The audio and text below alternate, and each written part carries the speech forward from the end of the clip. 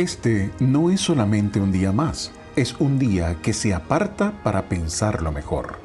Cuando todo parece oscuro y sin propósito en medio de la pandemia mundial y otros problemas, nos reunimos virtualmente para oír del amor de Dios.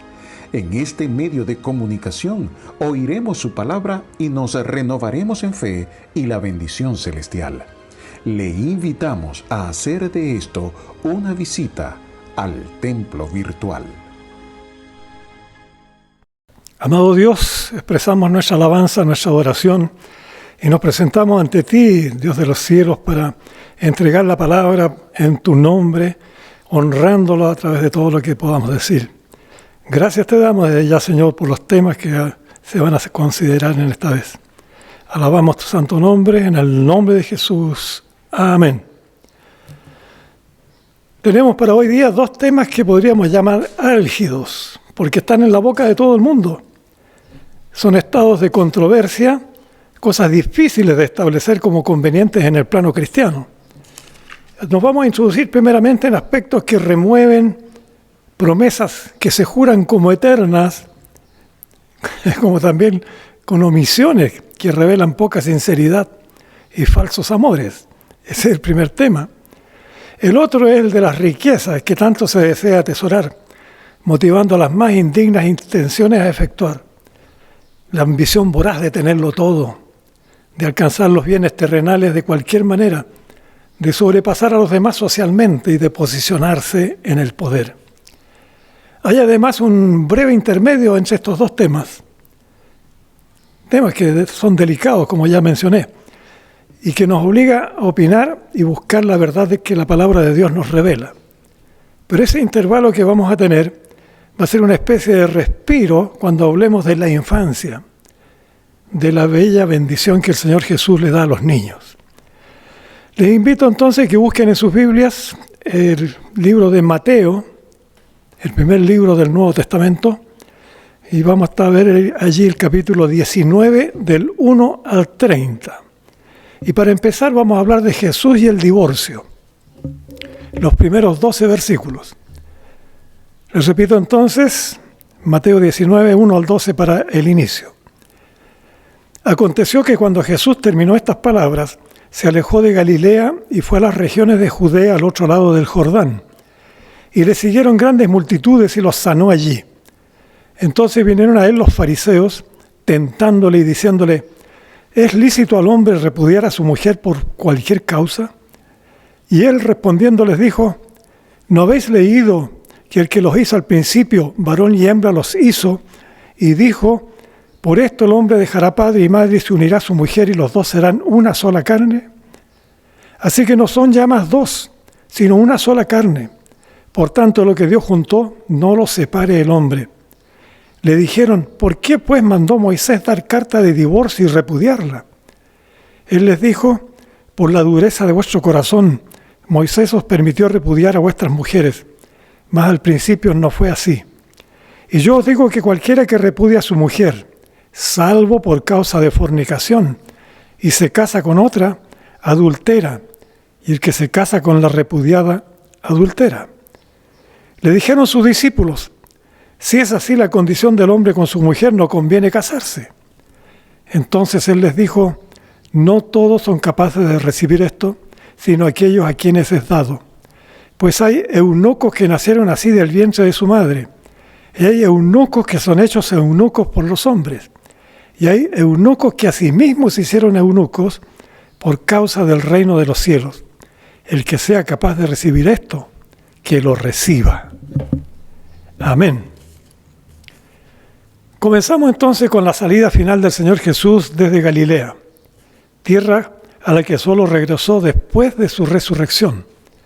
Se dirigió con sus discípulos al otro lado del río Jordán, a Judea, acercándose a Jerusalén. Visitó también otros parajes de Judá, sanando a muchos enfermos, predicando y enseñando a las multitudes que lo seguían. Los fariseos volvieron a intentar hacerlo caer en cosas que lo perjudicaran ante los miembros del Sanedrín y de las autoridades romanas. Y estando Jesús en las inmediaciones de llegar a Jerusalén, los fariseos se dirigieron al lugar donde estaba Jesús con preguntas cuya respuesta podría ser para acusarlo, de ofender la palabra de Dios. Eso era lo que ellos querían hacer entender a las autoridades. Y el divorcio era un pretexto más que esperaban sería suficiente para llevarlo a las autoridades judías, intención que ya habían tenido en otros requerimientos. ¿Crees legal que un hombre repudie a su mujer por cualquier causa? Eso le preguntaron. Bueno, así como sucedió allá con ellos, preparémonos para oír las palabras del Señor Jesús y hablemos de lo que es el matrimonio de nuestros tiempos. Conviene que lo hagamos para que su enseñanza compare los parámetros nuestros de lo que las autoridades han asumido y legislado. Muchos nos interesan en estos tiempos en tomar un compromiso matrimonial formal e indefinido y prefieren una unión sin legalidad que pueden terminar en cualquier momento. Esto involucra carencia de una garantía de existencia favorable para los hijos, que en la niñez pasan a ser casi un estorbo para diversión egoísta de los que tienen que amarlos. Y además llegó a Chile el enlace espurio del mismo sexo y se ha legalizado la muerte de los bebés en el vientre materno. Y esto para casados y solteros da lo mismo. El asunto es la moda que están usando, el libertinaje indigno que se manifiesta dándole derecho legal, que igualmente, de todas maneras, es altamente inmoral y pecaminoso. Los movimientos sociales que se han desatado en el país están directamente conducidos a la inmoralidad y sus reclamos violentos se dirigen ofendiendo a las autoridades y a la iglesia cristiana. No les gusta ver familias consolidadas y dejan el orden paterno como si fuera una injusticia reclamada por los hijos. La juventud, claro, exige libertinaje, más que la libertad verdadera. Pero bueno, ese es otro tema que lo veremos en otro momento. Y aunque parezca personalista, ¿no? Digo que con mi esposa Elda hemos forjado un matrimonio ya de 55 años que nos ha permitido madurar y mantener una relación de verdadero amor. Somos de caracteres muy diferentes, pero sabemos cómo darnos el uno al otro, a sincerarnos, a bendecirnos de manera real, superando dificultades, enfermedades y otras cosas que todo matrimonio vive. Y no somos los únicos, porque en la iglesia hay varios matrimonios que viven bien la vida del amor y del compromiso con el Señor. Regresemos a Jesús y los fariseos preguntando si era lícito repudiar a la mujer casada por cualquier causa. Tal vez algunos fariseos tenían problemas matrimoniales, pero por lo general las visitas de estos religiosos judíos era principalmente encontrar algún error de Jesús para usar eso y acusarlo al Sanedrín. Querían destruir a Jesús con mentiras ante las autoridades romanas también, lo que efectivamente consiguieron llevándolo al cadalso de la cruz. La respuesta de Jesús a lo inquirido por los fariseos fue muy precisa. Dios estableció la unidad hombre-mujer como la obligada y perfecta manera de instalar la familia. Varón y hembra los hizo en el principio de sus vidas. ¿Acaso ustedes no han leído la palabra de Dios? Que el hombre dejará a su padre para unirse a su mujer, pasando a ser una sola carne. Es sentencia divina. Ya no son dos seres ajenos uno del otro. El matrimonio cristiano, por disposición de Dios y por confirmación total de su Hijo Jesucristo. Somos una sola carne. Ley de Dios que nos juntó ordenando que ningún otro hombre nos separe. Palabra de Dios del primer siglo. ¿Y qué decimos del siglo XXI? Distintos escenarios. Pero necesariamente hay que decir que solo los cristianos toman en cuenta lo que dice la Biblia. Incluso algunos cristianos, como que están dudando. Hay diversidad de situaciones para justificar el fracaso matrimonial. En el tiempo actual, la idea es libertina. Bodas de festividades sociales, pero sin entender la autoridad de Dios. Y la otra pregunta de los fariseos: ¿Por qué entonces Moisés mandó dar carta de divorcio y repudiarla? Bueno, antes de la respuesta de Jesús voy a leer Deuteronomio 24, 1 y 2, donde dice: cuando alguno tomare mujer y se casare con ella, si no le agradare por haber hallado en ella alguna cosa indecente, le escribirá carta de divorcio y la despedirá de su casa. Y salida de su casa podrá ir y casarse con otro hombre. Hasta ahí el texto de Deuteronomio. La palabra discutible es la que hay que discutir, pues. Es entender qué significa esa palabra indecente en este caso. Y miren, como a través de los años, en los siglos pasados, la palabra indecente se esgrimió como que la mujer no sabía cocinar, que no era apta sexualmente, que no se adornaba para honrar a su marido, y etcétera. De todo tipo. Los hombres lo hacían así. Jesús echa sobre los hombres la responsabilidad del divorcio. Y es una situación que se ha dado también ahora con la mujer, como un derecho legal. Y dice el Señor que Moisés les permitió repudiar a sus mujeres, pero que eso no fue así en el inicio. Después de los tiempos de Adán y Eva, las cosas se desordenaron. Lo que dispuso Dios. Y los hombres, ¿qué hacían? Maltrataban a las mujeres, las dejaban, las reemplazaban a su gusto. Y Jesús les expone algo que no les habrá gustado a los fariseos. Que el hombre que repudia a su mujer solamente lo puede hacer si la ha sorprendido en adulterio. Y si lo hace por capricho, casándose con otra, el adúltero pasa a ser el varón. Y además, el que se casa con la injustamente repudiada también pasa a ser un adúltero. Los discípulos estaban muy atentos. También escuchaban ellos y estaban interesados en el tema.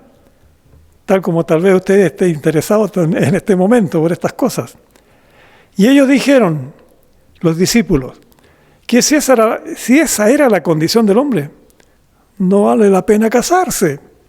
No conviene, dijeron. Lo que el Señor Jesús manifestó es una enseñanza espiritual. No todos son capaces de recibir esto, sino aquellos a quienes es dado. O sea, este es un asunto para los cristianos, para los que obedecen los mandamientos de Dios. Añadió además que algunos no tienen necesidades sexuales, nacidos como eunucos. Otros han sido castrados por intervención ajena. Y también están los que se entregan al servicio de Dios dejando la sexualidad fuera de sus vidas. Y esos son eunucos voluntarios que por amor a la causa del Señor se dan para servir en la iglesia. El que sea capaz de recibir esto, que lo reciba, dice el Señor. Es dramático lo sucedido. Lo sospechado por siglos pasados en cierta iglesia. Miles de eunucos que en realidad no lo eran. Miles de abusadores que dañaron la vida de niños y jóvenes de ambos sexos, enseñándoles a vivir como siervos de Dios, pero cometiendo a la vez pecados sexuales, mayormente de homosexualidad. Toda esa inmoralidad bajo proclamación de Dios en esa iglesia. La antítesis de esto está en hermanos y hermanas en la fe que han consagrado sus vidas al servicio misionero, declarando su omisión a la sexualidad para dedicarse exclusivamente a servir en la obra de Dios. No deberíamos tener divorcios entre cristianos, pero hay errores que lamentablemente se producen, situaciones de infidelidad sexual que necesita ayuda espiritual, casos que suelen ser superados con un verdadero arrepentimiento y el debido perdón de quien fue traicionado o traicionada. Muchas veces se nos consulta si es posible un nuevo matrimonio después de un fracaso matrimonial. Jesús dice en el texto de hoy que si el varón o la mujer abandona a su esposo o a esposa, él o ella quedará en libertad para rehacer su vida porque ha sido repudiado o repudiada por quien se fue. Habría mucho más que decir sobre el tema, ¿no? Pero vamos a hacer ese intervalo que les decía al comienzo. Amor para los niños. Mateo 19, versículos 13 al 15. Entonces le fueron presentados unos niños para que pusiese las manos sobre ellos y orase. Y los discípulos les reprendieron. Pero Jesús dijo: dejad a los niños venir a mí y no se lo impidáis, porque de los tales es el reino de los cielos. Y habiendo puesto sobre ellos las manos, se fue de allí. Amén. Los niños tienen algo tan especial, su inocencia, que conmueve hasta los más duros de corazón cuando los ven sufrir. Sin embargo, hay personas que abusan de ellos y que los ven hasta con desagrado. Tenemos en este país un grave problema con la infancia desvalida. Las entidades que el Estado ha formado no han sido bien administradas y han causado escandalosos fracasos que, lejos de cuidar y guiar a los niños, lo han convertido en potenciales delincuentes. Las altas sumas de dinero que se invierten con la idea de ayudar a las familias carenciadas no han servido a las instancias programadas. Es un drama que va más allá de discursos políticos que llaman a la rebeldía, a la crítica interesada de grupos que buscan posicionarse en cargos superiores. Aquellos que están echando de los colegios las enseñanzas cristianas con su aridez espiritual ponen la lápida de la ignorancia moral en la infancia nacional. Quieren alejar a los niños de la fe en Dios. Los discípulos reprendieron a los niños pensando que molestaban al Señor, pero Jesús pidió dejarlos. Los padres llevaban a sus hijos pequeños para que Jesús los bendijera, poniendo sus manos en sus cabecitas, orando por sus pequeñas vidas. La palabra enérgica que impedía acercarse al Señor por parte de los discípulos menguó de inmediato. Jesús ordenó que dejaran venir a los niños porque de ellos es el reino de los cielos. Y este es un punto de inflexión espiritual que va más allá del cariño a la pequeñez. Hay una enseñanza que deriva de la inocencia infantil al poder maravilloso del perdón de pecados, a la modificación de la vida en la edad mayor.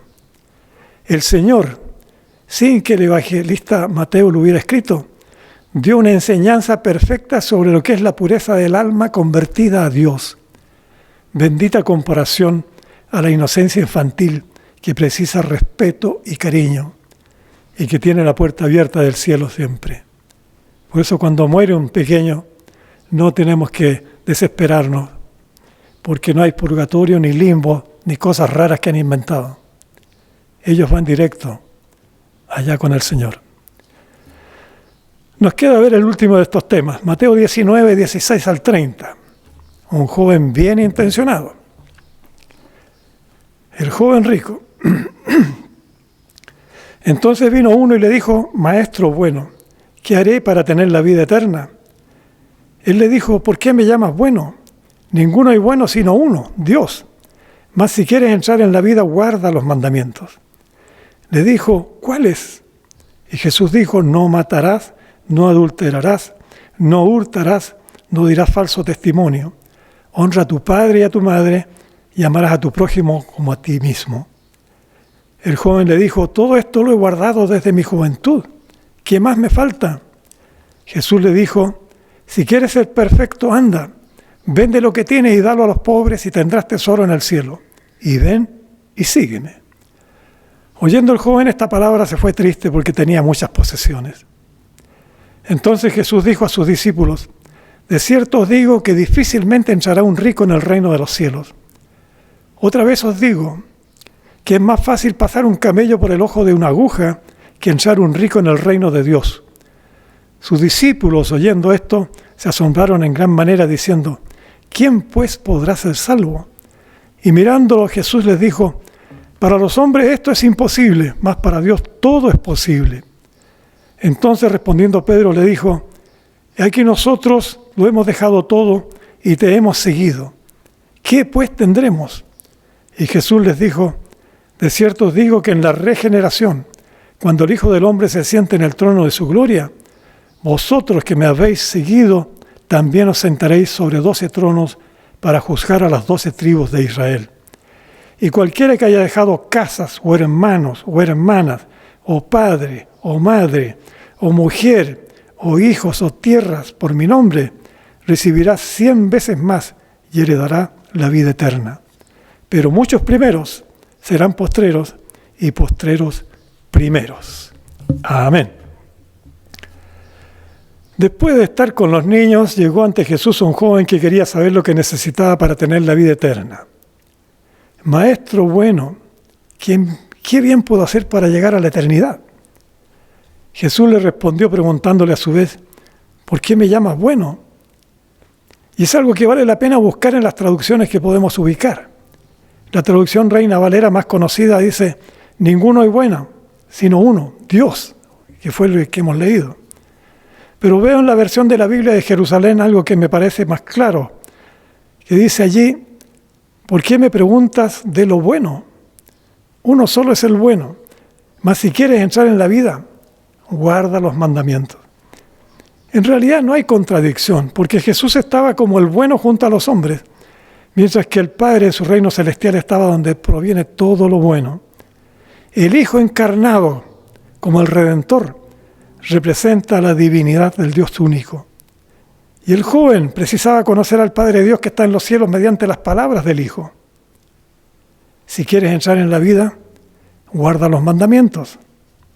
¿Qué mandamientos? No matarás, no adulterarás, no hurtarás, no darás falso testimonio. Honra a tu padre, a tu madre, amarás a tu prójimo como a ti mismo. Yo he guardado todo eso desde mi temprana edad, dijo el hombre. ¿Qué más me falta? Y esa fue la última pregunta de este muchacho, porque la respuesta de Jesús fue demoledora. Si quieres ser varón cristiano de verdad, vende todo lo que tienes y dalo a los pobres, y tendrás tesoro en el cielo. Y le pidió, joven, ven, sígueme. La tristeza embargó a este joven que tenía abundancia de lo material. El costo de entregar su vida al Señor le pareció imposible de abandonar. Era demasiado dinero, tantas las posesiones que tendría que dejar. Quería ser un perfecto discípulo cristiano viviendo en sus comodidades, cuidando de sus finanzas. Es muy difícil que un rico entre al reino de los cielos, dijo Jesús. Y sería más fácil pasar un camello por el ojo de una aguja que un rico entre al reino de Dios. O sea, nada posible de hacer. Hay versiones que citan ciertas ventanas de Oriente que habrían sido llamadas ojos de aguja por las cuales no podría entrar un camello. Pero esto no importa en las palabras del Señor. Está claro el significado de lo que Jesús expresó respecto al poder de dinero y de las posesiones que afectan mezquinamente la vida espiritual. Y nuevamente los discípulos se asombraron diciendo que esa afirmación de Jesús ponía en duda la posibilidad de la salvación del alma. ¿Quién podrá ser salvo entonces? El versículo 19-26 es una aseveración muy conocida del pueblo cristiano y que se utiliza en todo orden de cosas. Para Dios todo es posible. Somos los hombres los que dudamos, los que vemos lo imposible ante los tropiezos y los dolores que aparecen súbitamente. El apóstol Pedro le hizo presente a su maestro que ellos habían dejado todo para seguirlo y le consultó qué era lo que iba a ganar con eso. ¿Qué pues tendremos?, dijo. Tal vez esperaba alguna recompensa material, tal vez oportunidades destacadas ante la gente que admiraba al Señor. No lo sabemos. Judas todavía estaba en el grupo, era el tesorero el que manejaba el dinero, pero era un administrador corrupto que echaba mano al dinero que le correspondía cuidar. Porque algún dinero se reunía para las comidas de ellos y para alguna otra cosa que ignoramos. Pero lo material no era lo que Jesús estaba buscando. Y los discípulos tenían que sujetarse a lo que recibían como ofrenda. Los beneficios que los discípulos tendrían, se los detalló el Señor diciéndoles que cuando Él se sentara en el trono de gloria, ellos tendrían lugar en 12 tronos para juzgar a las 12 tribus de Israel. Y agregó además que quienes dejen sus casas, familiares o tierras por su nombre recibirán 100 veces más y heredarán la vida eterna. Esa sería su victoria, el premio supremo que tendrían que servir con fidelidad al Señor en su misión de salvar al mundo de pecados. Es lo que se perdió Judas. Es lo que ganaron los que fueron mártires caídos por amor a Cristo en el mundo. Pero muchos primeros serán postreros y algunos postreros llegarán a ser primeros, lo cual significa que los accesos a la eternidad no son cronológicos. Dios no funciona con calendarios y relojes humanos. Él sabe los tiempos de cada uno y lo que debemos hacer es esperar y confiar lo que decida el dueño y Señor de la vida. Lo esencial es estar preparados para el momento de partir de este mundo. Vivamos, mientras tanto, con fidelidad en el nombre del Señor, testificando a quienes conocemos de la necesidad del arrepentimiento y de entregarnos con fe para asegurar la salvación eterna en el reino de los cielos. Les invito a que oremos en este momento. Adoramos tu glorioso nombre, bendito Señor. Proclamamos tu gloria, tu majestad, tu misericordia, todo lo que somos como tus hijos y siervos. Rogamos tu bendición para la iglesia, para cada familia de los que aquí se congregan. Todos aquellos, oh Dios, que están luchando para llevar adelante sus vidas con probidad, con ese amor que tú tienes para los tuyos. Por eso en este momento, Dios del cielo, rogamos para que bendigas a la iglesia de todas maneras y que mucha gente que está escuchando se pueda integrar, acercarse a la congregación, venir a cada reuniones que estamos haciendo presencialmente y de esa manera puedan también encontrar ese camino, esa seguridad de la salvación de sus almas. Así te lo rogamos, bendito Dios. Oramos también por quienes han sido elegidos para los altos cargos, para presidente, que se definirá el próximo mes de parte de los dos que quedaron en este instante.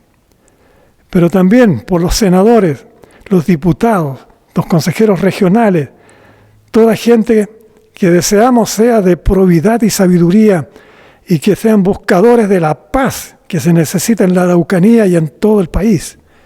Rogamos, oh Dios, para que la nación pueda superar estas cosas que están sucediendo y logremos de esa manera llevar adelante la vida y nuestra nación que amamos y que queremos se mantenga con todos los dones y con todas las cosas que significan patria, lo que significa el amor que tenemos a esta tierra. Gracias, Dios mío. Terminamos orando, bendito Dios, por los enfermos que tenemos en la iglesia.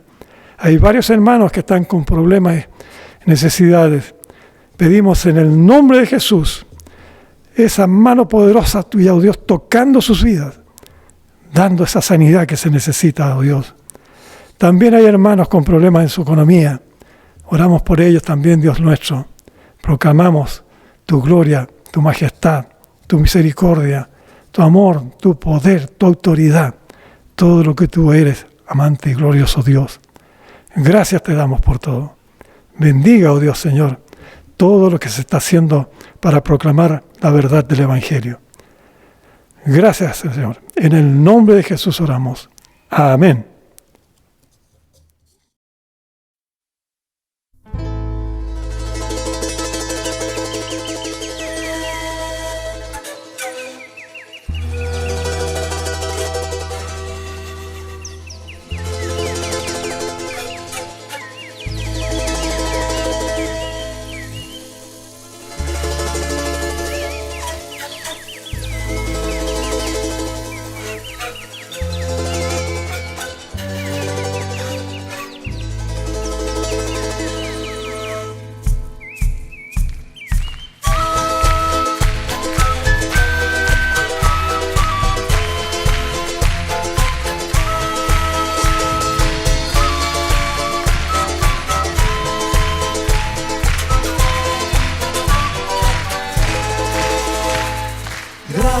Señor, porque eres bueno.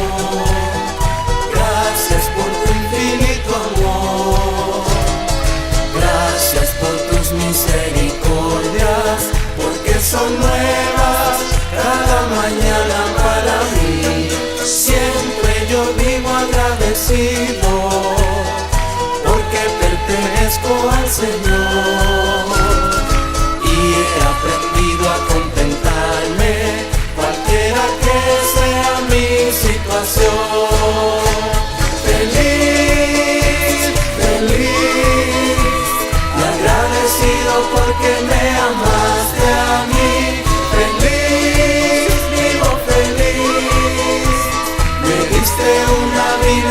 servicio a ti. Feliz, feliz y agradecido porque me amaste a mí. Feliz, vivo feliz, me diste una vida de servicio a ti.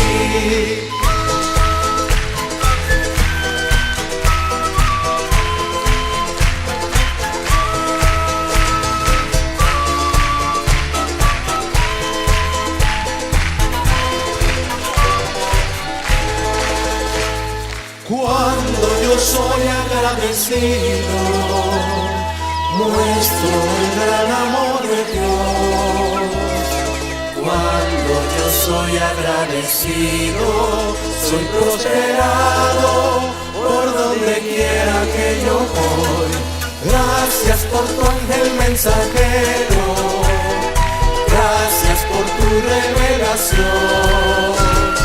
Gracias porque fui rescatado de las tinieblas a tu admirable luz.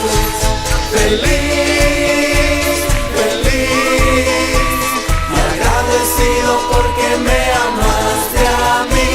Feliz, vivo feliz, me diste una vida de servicio a ti.